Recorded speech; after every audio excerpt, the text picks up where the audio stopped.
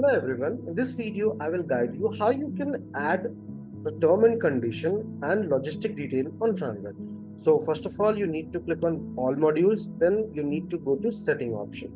Once you will go to settings module, please check. Here is the documents. Now, once you will go to document, please check. Here is the logistic detail and term and condition.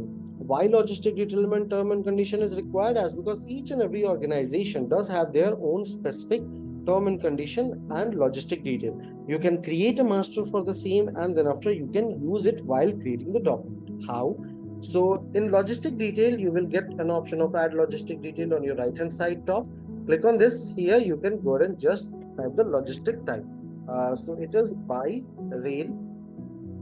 After that, you can mention the description. If there will be any terms, you can mention it. So here I will simply just go ahead and type a test term like railway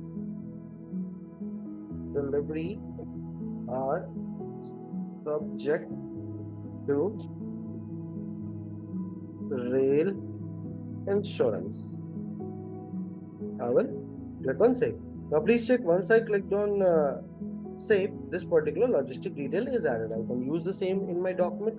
Same happens in the term and condition. Here you can check few of the term and condition which I have added. What I will do, I will quickly just go ahead and copy one of my term and condition, and on your right hand side you will see an add term condition.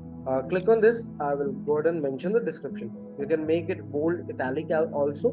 Term and condition heading. So this particular term and condition is invoice terms.